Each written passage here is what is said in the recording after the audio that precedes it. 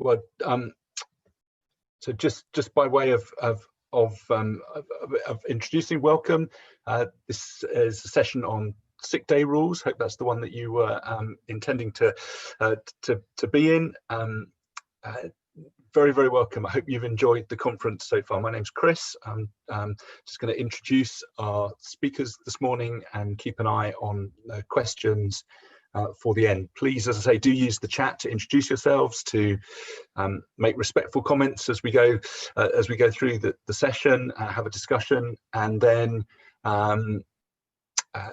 also use the Q&A, the separate Q&A. And what we'll do is I'll keep an eye on that and feed questions to Brian and Jude. Feed your questions at the end.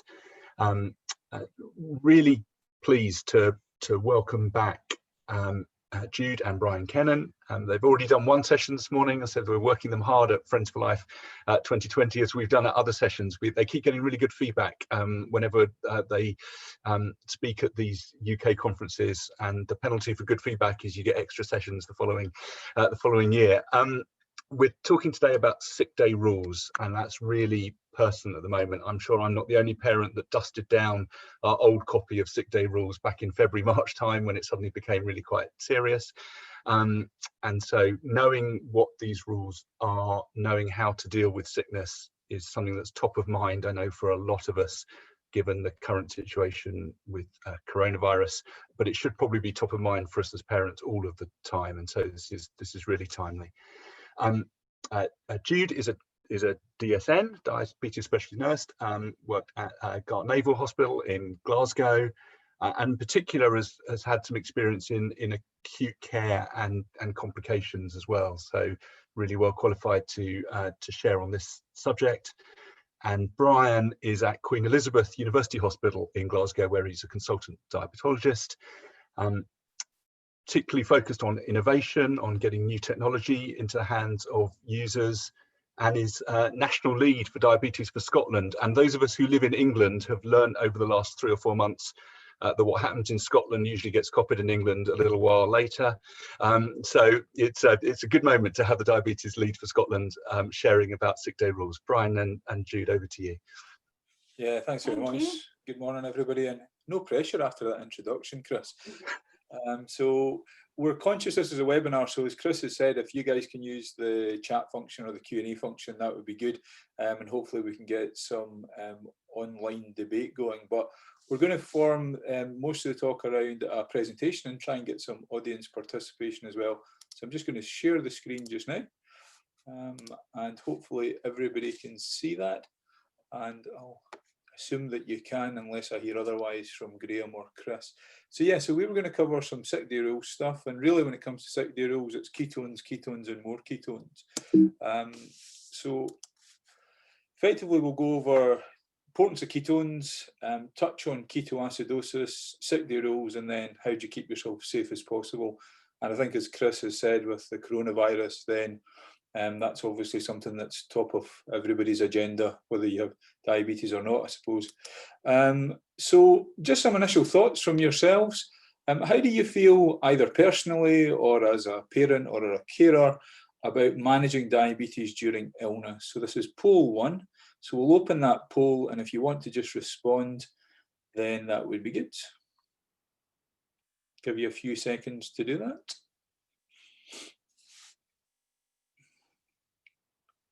Graham is the man with the power here. So apparently polls are like popcorn. Once they stop popping, then you end the poll. So a few seconds to just get your thoughts, and we can't actually see your responses today yet, so it'll be good for us to see them when they get shared as well. So Graham, whenever you think that the answers are coming in thick and fast, then you can probably call that a day there. Yep, sounds good. And we'll just share those. Okay. So never heard of sick day rule, so that's good. So that means that at least 5% of our audience should hopefully leave here with something, and a fair degree of confidence, but also uncertainty and not very, very confident. Okay, that's great. We'll move on from that. Thank you. So we thought we'd get some audience interaction, and this probably shows my age more than anything else. This is Ainsley Harriet, and we're going to play Ready Steady, not Cook, but Ready Steady Ketone. I'm glad I can't see any of your faces now to see the cringes that are occurring in the web. So, first question for you. Only people with diabetes get ketones. Is that true, red tomato, or false, green pepper? Again, just a couple of seconds. We've got a few of these through the talk just to keep you awake. And again, Graham, just when you feel that answers are coming in, then drying up, then feel free to just call it a day. Okay, there's just a couple of questions in chat about being able to respond. You should see the poll pop up on screen, and you should have 2 options to answer. I'll end the polling there. False. Yeah, good. So that is indeed correct. Anybody can get ketones. And this is a relatively simple cartoon. And if you already know this, apologies in advance, but insulin from your pancreas binds to your cell receptor and allows glucose to then transfer into the cell to use as a fuel. And that's very, very important, because if you don't have glucose, insulin, as in type 1 diabetes, where you can't produce any, no matter what your glucose is in your circulation, you can't move it into the cell, so you can't use it as fuel. In type 2 diabetes, then the blue dots represent lots and lots of insulin, but because your receptor is quite resistant to it, it doesn't work properly, and therefore you get a degree of insulin resistance there as well, although there is still some function. So that's the sort of 3 different states of normal glucose transport, the insulin deficiency situation, and the insulin resistance. So what happens when you can't use your glucose as a fuel? Well, your body is very self-protectionist. It always needs fuel to survive. And if it can't get it from glucose because you have no insulin, then you start to break down fat. And that fat is then used in the liver to create ketones, which you can then use as a fuel. But one of the byproducts of ketones is the production of acid, and that production of acid causes a buildup in the body, which can be potentially become dangerous.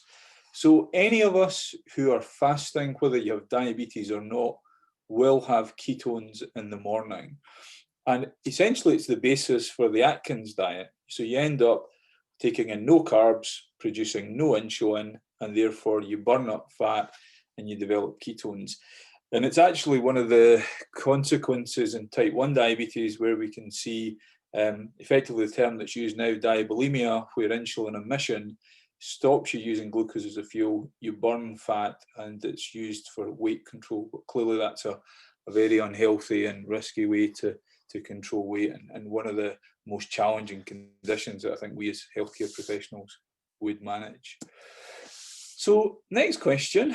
Diabetic ketoacidosis, so that's in diabetes, you get a buildup of ketones and acid, develops as a result of, so if we have the next poll, is it either red tomatoes, insulin deficiency, or green pepper, high blood sugar?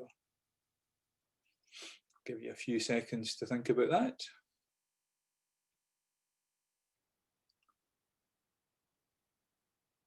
Graham, again, just when you feel that the answers are beginning to tail off, feel free to just end that poll. Insulin deficiency, yeah. So 71% insulin deficiency, 29% high glucose. The answer is insulin deficiency. The reason why you develop ketoacidosis is absolute or relative insulin deficiency. And indeed, in some situations, you can actually develop ketoacidosis when your blood sugar is normal. So the underlying problem is definitely insulin deficiency and not necessarily a high blood glucose. This is a bit of science. You'll be glad to hear this is probably the last scientific slide. But when you have insulin deficiency, I've already said that you break down fat and get a buildup of acid. Your body doesn't realize that even though your blood sugar's high, it still doesn't have any fuel, so you produce glucagon. And glucagon's effectively the hormone that you get in the orange pen that can be used to treat hypos. And the problem with that is you get an even higher blood sugar, and that increase in ketones, that increase in sugar causes water and salt loss, and as does your ketones. So the bottom line in an insulin deficient state is you end up with high sugar, high acid levels, very dehydrated and volume deplete, so lack of fluid, and you'll lose quite a lot of one of your key salts called potassium. So next question, just to keep the audience participation going, what do you think the most common cause of diabetic ketoacidosis is? Do you think it's red tomatoes, intermittent intercurrent illness, so having another illness, or is it emission of insulin, which is green pepper? Again, a few seconds to just answer that.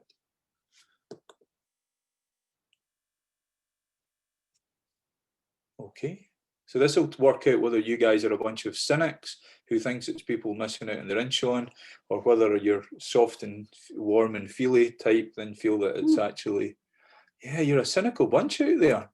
3/4 of you think it's insulin emission. So actually, it's not. It's actually infection. So the commonest cause of DKA is intercurrent illness, albeit the insulin omission or non-concordance with insulin comes quite high up after that.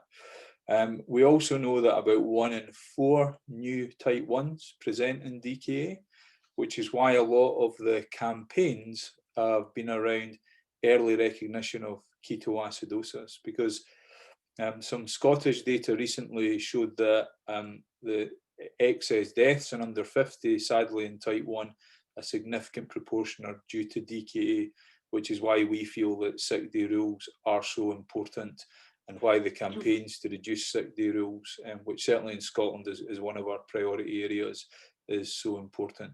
So it's usually intercurrent illness that's the issue, although insulin emission, you're right to be cynical, is not far behind.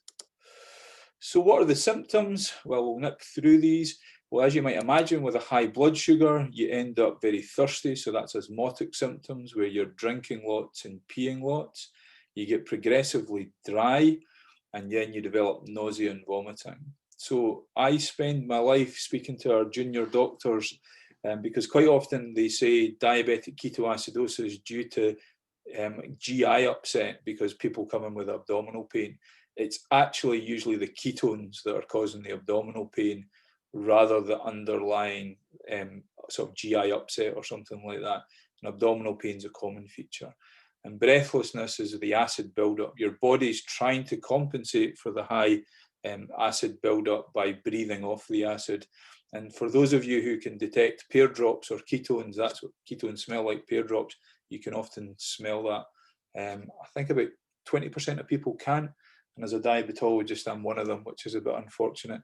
Quite often, Jude will come into a clinic room and say, "Can you not smell those ketones?" And I'll be like, "No, can't smell anything." So if you can smell ketones, then it smells like pear drops. So we're going to make you the medical team now. So I don't know if Jude wants to talk us through this case. Yeah, so here's a typical clinical scenario, or something that we would pretty commonly see as an admission. So John, 19 years old, he's had type 1 diabetes for 9 years. He has an HbA1c of 78 millimoles, or in old money, that's 9.3%. He is currently on subcut Novorapid before his meals and Levemir morning and night. He has had 3 days of diarrhea, nausea, and feeling generally unwell. And he's not been able to eat much because he's not been feeling well. His blood glucose on average is between 15 and 20 millimoles, and he phoned NHS 24 for advice, and they advised him to decrease his insulin because he's not been eating, which is feedback we get very often from people who are admitted. So what we would like to ask you is if you agree with NHS 24's advice or not. So this is actually the next poll, Graham. So we hadn't actually made a poll for this one. So we're going to like you to think about that. So you guys have just made a decision on John's behalf as to whether you agree with him or not. And that probably takes us then to a discussion about what happens during illness. So during illness, we know that your body is under a lot of stress. And when your body's stressed, it produces lots of stress hormones, predominantly steroids in the form of cortisol and adrenaline. And both of these hormones cause your body to be much more resistant to the effects of insulin.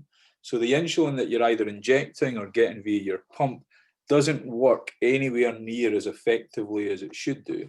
So your sugars go high, you get a higher risk of developing ketones, and these high sugars cause you to pass more urine, which then leads to dehydration, as we've said. So the next question for you then is, when do you think you should check for ketones? Should you only check for ketones if your blood glucose is high? Is that true, red tomato, false, green pepper?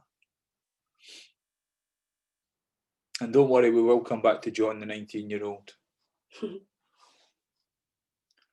again, a few seconds to think about that. And I had mentioned it earlier, so this is really a test to see if anybody's been listening to me. Yeah, good, false, yeah. So we repeatedly say, please, please, please, if you feel unwell, irrespective of your glucose, make sure you check for ketones.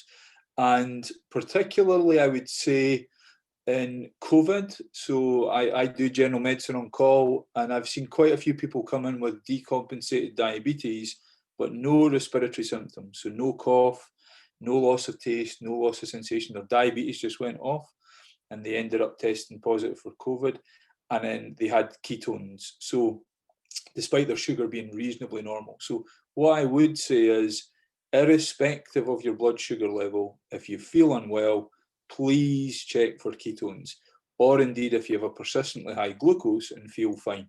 So they're the two instances when you would check for ketones. So yeah, so to try and think about what sick day rules are, well, they're a bit like emergency exits, and I was interested by Chris's comment of dusting down where the sick day rules were, because that's a common thing that we hear, is that, well, I did have sick day rules, but I didn't know where to find them. So they are a bit like emergency exits. You hope you don't need them, but when you do, you should know where they are and how to use them. And we used to advise people to pin them to their fridge, but in all honesty, we've had a couple of people get admitted saying, I felt so unwell, I couldn't even get down the stairs to my fridge, and I just lay in bed and didn't check for ketones, and I didn't know what my sick day rules were. So increasingly, with everybody carrying their mobile phone with them everywhere, we're suggesting take a photo of your sick day rules. These are just here as an example. We're not suggesting, we're not going to give individualized sick day guidance. We'll talk about it as a general theme. Your own team should provide you with sick day rules. Take a photo and keep it on your phone. And the next tip would be, on your phone, for those of you who don't have it already, add medical ID, put under the fact you've got type 1 diabetes.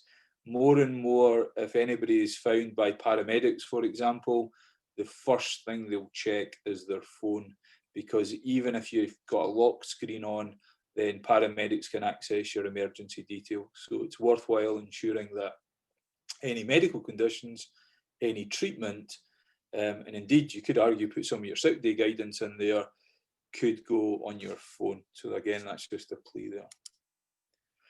I'm going to change tack slightly and maybe highlight why I think at the beginning we asked how confident you are about sick day rules, and the response was not very confident. And this is a bit of work that we did with clinical teams across Scotland. And we asked them these questions. We asked them, what do these sick day rules mean to you? And I think the answers highlight why it is so confusing for parents and people with type 1 diabetes.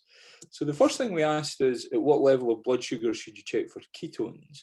So based on what we've said today, our feeling is it would be if you feel unwell, irrespective of your blood sugar. But this is the response from the clinical teams. So some people said, like us, whether you're unwell, some said 10, 11, 14, 17.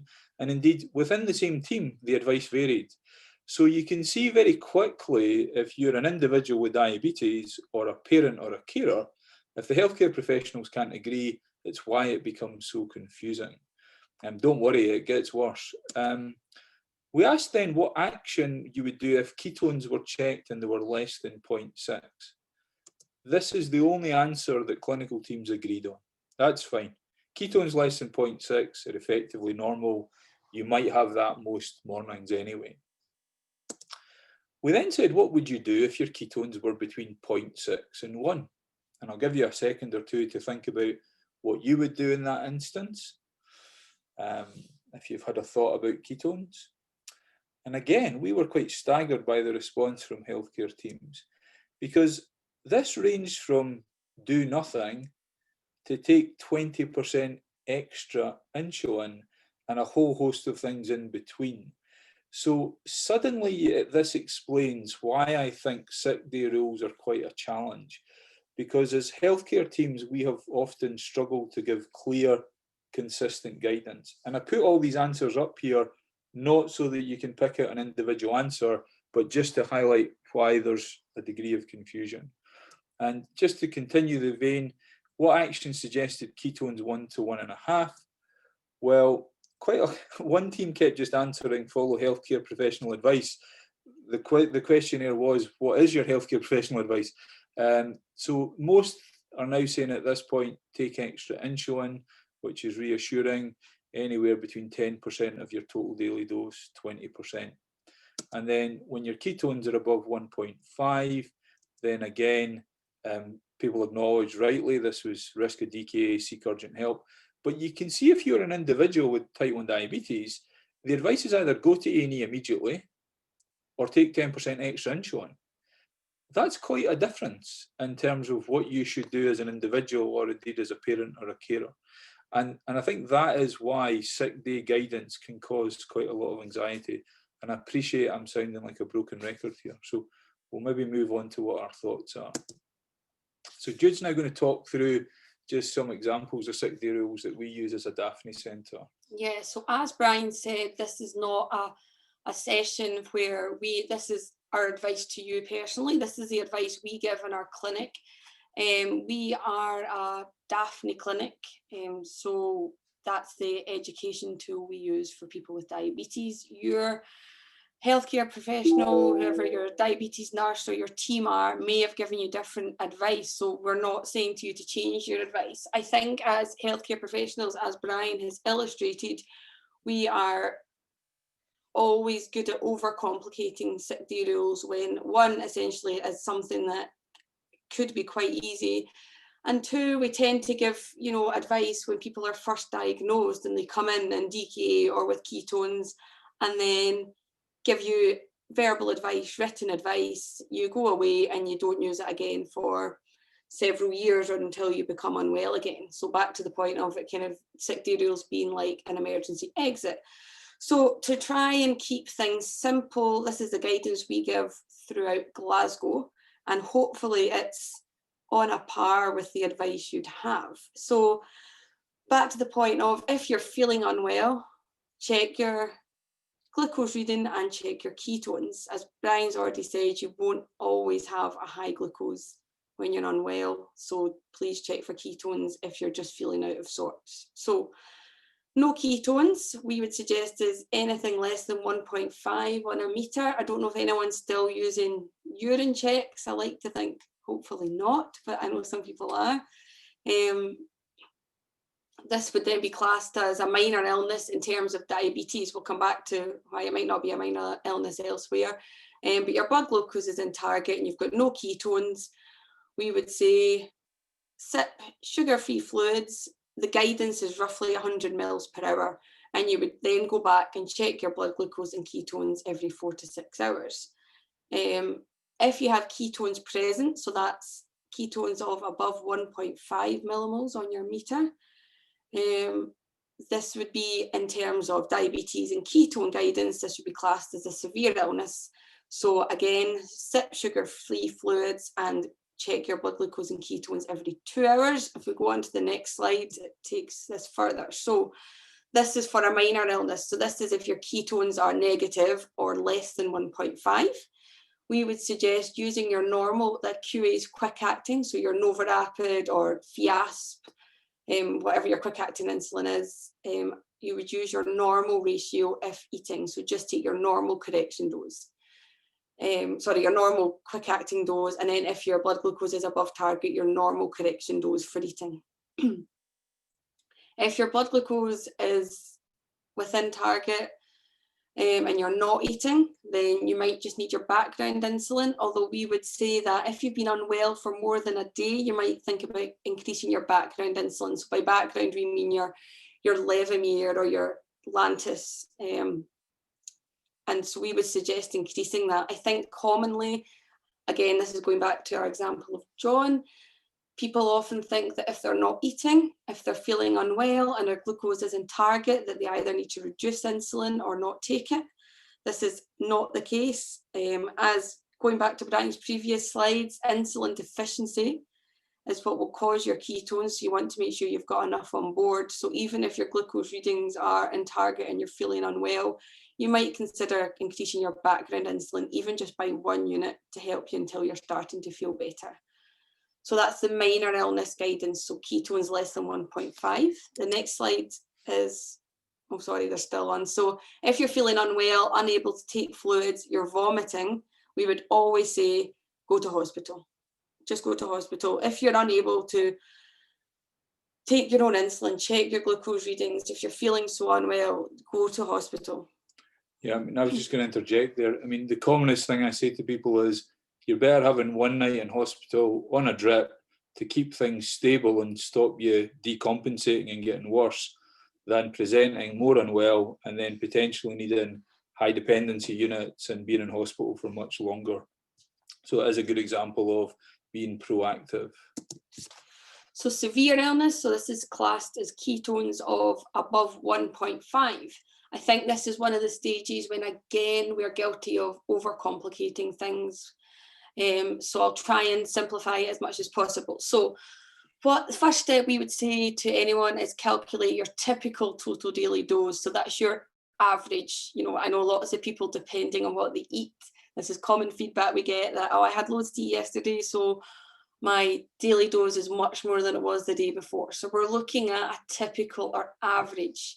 And what we asked you to do is total up your insulin, so your quick acting and your background, what you had, and that would be your total daily dose. So then we'd say, depending on what your ketones are, what the percentage of quick acting you would take would vary. So if your blood ketones are between 1.5 and 3 millimoles, we would ask you to take 10% of this total daily dose every 2 hours. Now you would take this 10% in your quick acting. So I'm talking your Fiasp or your Nova Rapid. You would calculate your total daily dose, work out what 10% of that is, and then take this in the form of your quick acting every 2 hours. Okay. You would continue to, if you're eating, you would continue to, on top of that, take your normal ratio while you're eating. Often we get feedback for people that are worried that either their blood glucose isn't that high, their blood glucose is normal, or they feel that they're going to be taking too much insulin because they're taking their correction dose along with their sick day dose. Your insulin will work on your ketones before it starts working on your glucose. So if you have ketones, the advice is you need more insulin on board, regardless of what your blood glucose reading is. So then going to the other half, this is for when blood ketones are above 3.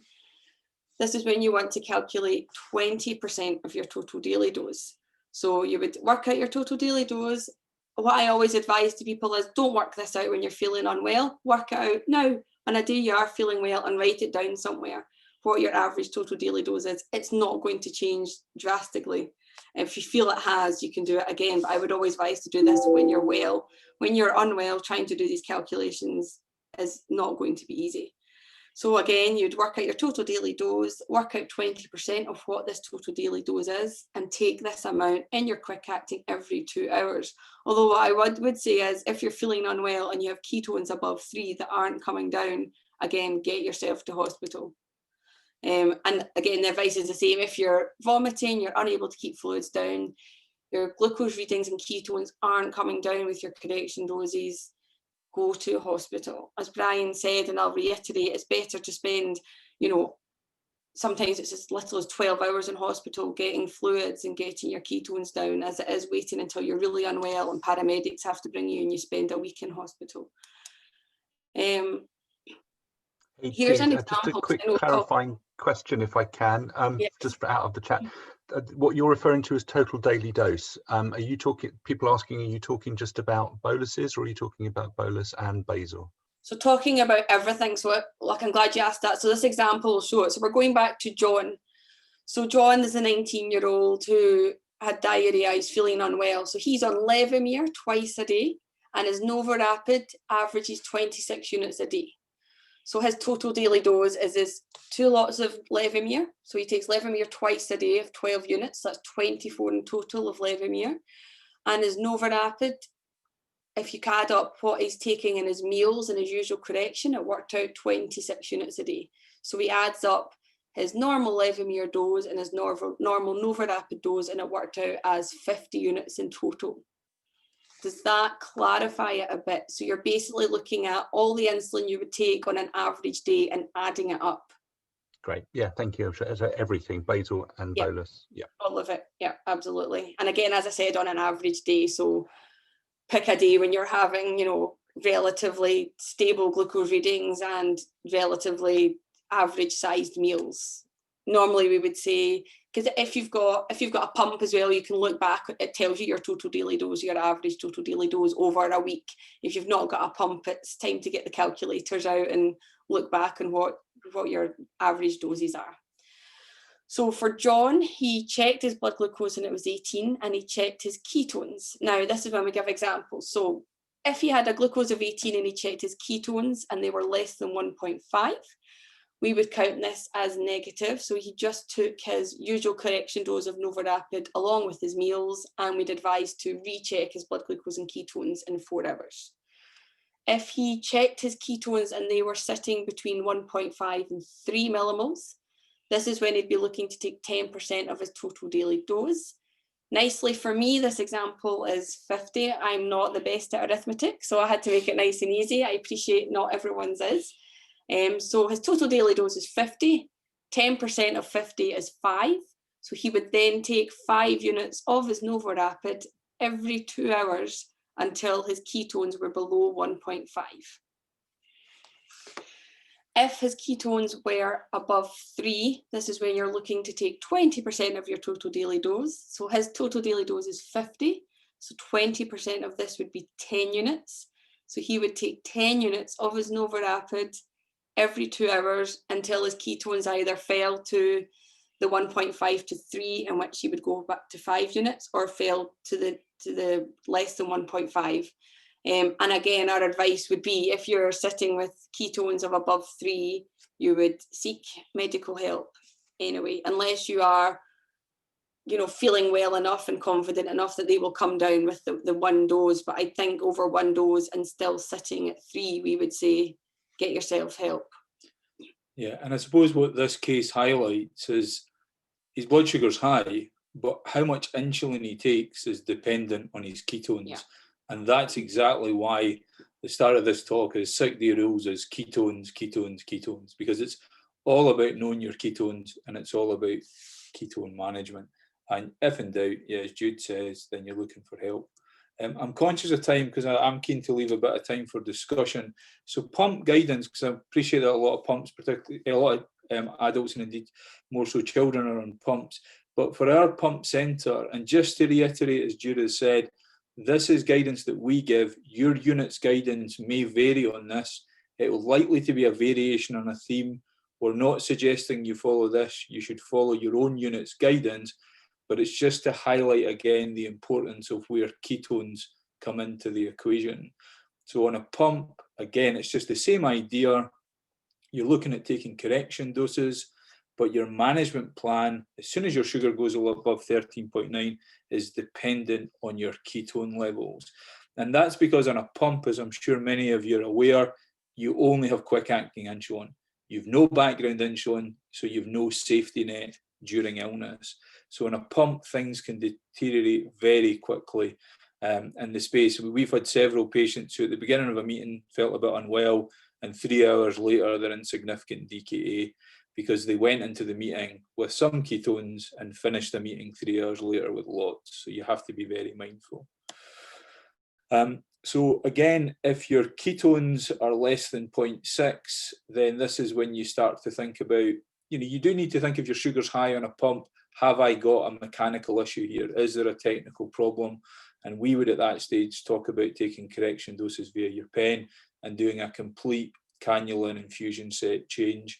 and then you may want to consider increasing your basal rate via your pump.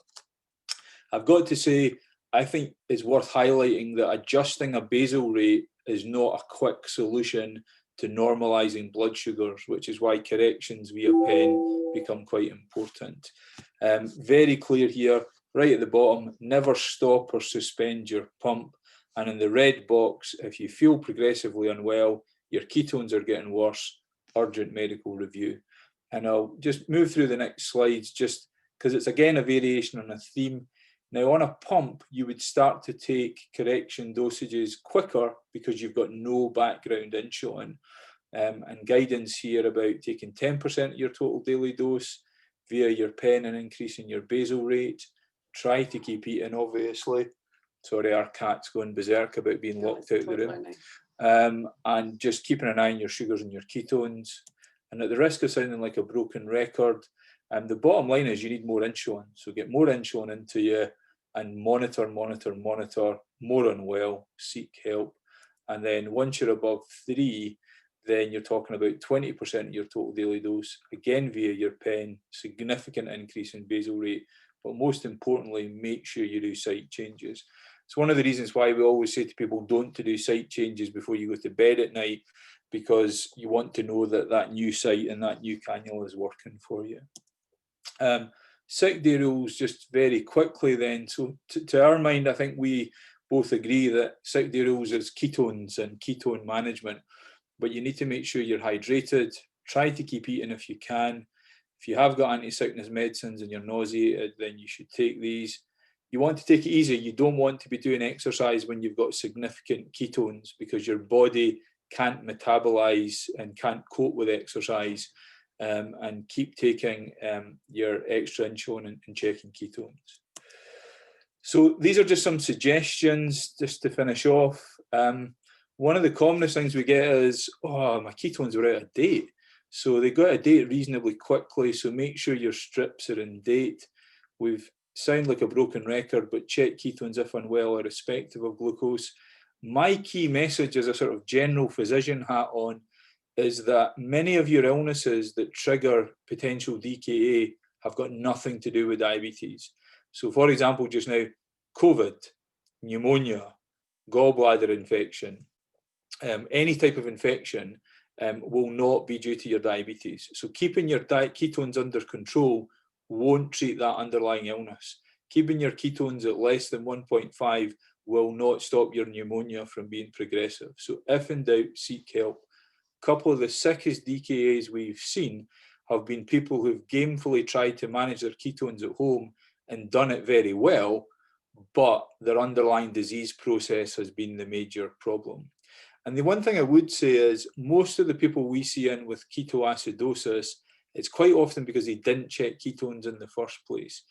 Usually the crucial step is, have you got ketone strips? Did you check them? Because when you check them, you then are in top of the game to begin with. And then if it's not settling down and improving, as Jude says, you then get urgent input. And I would urge you to put that sick day rule guidance somewhere very easily accessible. And since our mobile phones are like second skin grafts to most of us, then that's probably as good a place as any. But again, it's where it works for you. So happy to open that up to discussions. Can we just finish with a final poll? So you've listened to us bang on for over half an hour now, and we're not sure if that'll have changed. Hopefully number 6 is no longer an option, but you never know. So could we ask for feedback for that? And again, Graham, just when you think any responses are coming in, feel free to just call it a day.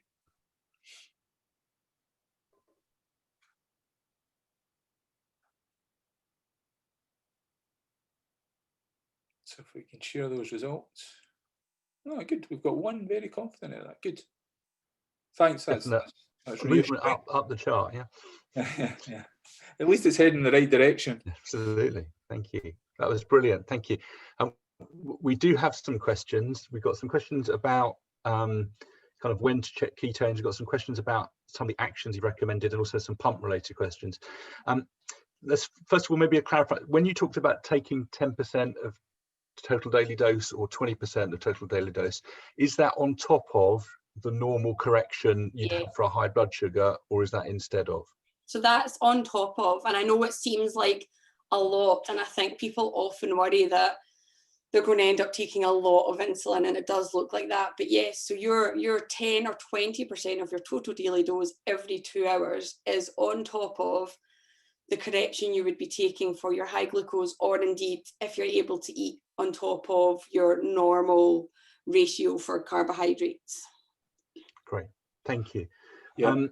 Can I just say something there, Chris? Is that okay? Sorry, I Yeah, was just going to say, it is worth highlighting we're both adult practitioners, and paediatric regimes there are variations on a theme. It is about ketone monitoring and more insulin, but that's why we have got that disclaimer of, if in doubt, speak to your own team and make sure it's personalised guidance for yourself. Okay, thank you. Yeah. Linked to that, I suppose that there's a question about whether these ketone level thresholds vary by age. So where you've given the numbers 0.6, 1.5, 3, does that apply for a 2-year-old and a 15-year-old and a 45-year-old, or does that change with age? Yeah, I mean, as far as I'm aware, I mean, I would need to clarify that we're paediatric colleagues, but I think when we did that response, that family fortunes response that we had, that was paediatric and adult centres we asked. So the general rule of thumb would be when ketones are low, then that's a sign that you're on top of things. And it's more about progressive changes. So the thing that worries me is when somebody has ketones at 1.5 and it then goes up to 2.5, it's heading in the wrong direction. So hopefully with extra insulin, you should turn it around. So yeah, I think those values would be applicable to paediatric and adults, but again, worthwhile checking with your own team. Okay, thank you. Question, so some of the newer pumps which have, which are linked to CGMs and have their auto modes and are kind of correcting through basal changes all the time. Question about whether you'd recommend turning those kind of auto modes off and going manual, or whether we can rely on the newer pumps to do the right thing in these type of situations. Yeah, I mean, I think the honest answer is we don't really have enough experience. I think that's why we're so keen in making sure that your 6-day guidance involves using insulin pens, because your worry about a DKA episode in a pump is that it's a technological problem that's letting you down. So by all means, stay in auto mode. But what I would say is the importance is the insulin getting delivered. So it's probably about the set change in the cannula delivery.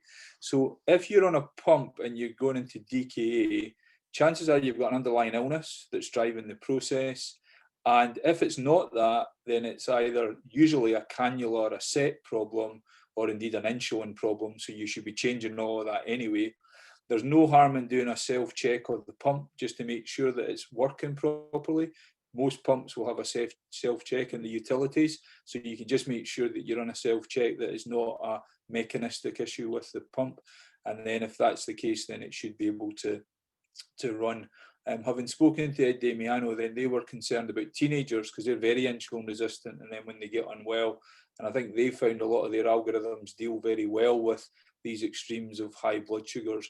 But I suppose the key is about checking the ketones in that situation as much as anything else. Great, thank you. Yeah, and a good reminder about pens as well. So from personal experience, as well as knowing you've got your 6-day rules on your phone and on your fridge, you need to know that you've got insulin cartridges that fit in your pen that are still in date. For people that have been using pumps for 5 years, you still need those pen supplies all the time as well. Yeah, and I know some primary care teams, I mean in Scotland less so, but they've been reluctant to prescribe both a basal and a bolus. But making sure you've got a bolus pen is crucial, because it's the novorapid and the Fiasp, as Jude says, that will tide you over if you're on a pump. And if push comes to shove, an insulin pen, and only an insulin pen that you put into a vial. But we would always recommend you've got some sort of disposable, quick-acting insulin pen, bare minimum. Ideally having both to cover your basal bolus. It's also a good point about pump failures, having your settings downloaded periodically. So if your pump fails tomorrow, what are you going to go on as a basal bolus regime again is really useful. So having that somewhere periodically is quite sensible. Yeah, thank you. And a way to get hold of your total daily dose off the settings as well. It covers both. It gives you a total daily dose so that if you get sick, or if you've got a pump failure, you can go into pens much easier. Okay, one last question to sneak in if we can. Really appreciate all that you've been doing. There's been a number of comments and questions, I suppose, which are in the overall context here is about overall control in regular times and how that relates to sick days. So is there evidence that people that have kind of better glycemic control day to day are going to be better able to deal with sick days? And what about the people who spike after breakfast every day because they're over 14 on a daily basis? Anything you'd advise for them or do different for them? Yeah, so there's a good linear relationship between HbA1c and risk of DKA. So your risk of DKA goes up quite significantly the higher your HbA1c and risk of admission. And I suppose it's about thinking about where's your starting point.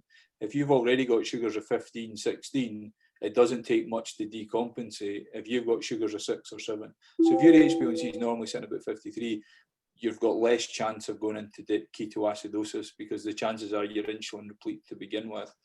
In terms of the spikes post meals, that's often how you're handling carbohydrate, and that's less of a worry because the fact you're spiking after a meal, you've taken insulin to cover your breakfast, the chances of you going into ketoacidosis become much less. It's one of the hardest things we get to do with pump patients is to encourage them to keep checking sugars, ketones when their sugars go above 14, because it could happen on a daily basis. They know they're well, and I've got some sympathy for that. I don't know if you've got anything to add. Yeah, because something we would say, particularly on pumps, is a one-off reading of above 13.9 is the number we go for. And I know that changes as a one-off reading check for ketones, but as Brian said, and so many people have that spike after meals and they think, well, actually, I know exactly why I'm high. So I suppose that a lot of it's about being sensible as well. The guidance is there, is what we give, but obviously someone that knows they're going high every lunchtime, so knows they're going to have a glucose of 16 every lunchtime, every day, is not going to check a ketone every lunchtime. So again, I think the most important thing is feeling unwell, and if it's an unexpected higher glucose than normal. Great. Okay, thank you. Well, thanks everybody for your participation, for keeping the chat lively, for all your questions. A lot of information there. Please everybody know that the recordings and all the information, we'll make sure that we let you know by email after the conference how you can access this. Afterwards, there's a lot to take in, a lot of comment about how useful this has been, people going off to check their pens right now by the sounds of things, which is great. I think we've all learned a lot, and as I said at the beginning, it feels like an important time to be on top of this stuff. I mean, it's never not a good time to be on top of this stuff, but there's been a wake-up call for us all in terms of what to do in terms of sickness. And Jude, Brian, you've both been really helpful to us as parents and carers, and really appreciate your time today. Thank you. Just one piece of reassurance here. We've looked at all the data of COVID in Scotland. There's not been one admission in a kid under the age of 20 with diabetes. So I'm not saying that to be dismissive. I think you're absolutely right, Chris, about the importance of knowing about sick rules, but it's just to be a bit reassuring about COVID, particularly in young adults and children. And it's not to dismiss the risk, it's just to give parents out there a bit of reassurance, even if kids were to get it. So excellent. Anyway, thank you for that. Cheers. Cheers. Thanks everybody, and we'll see you at one of the other sessions soon. Thank you.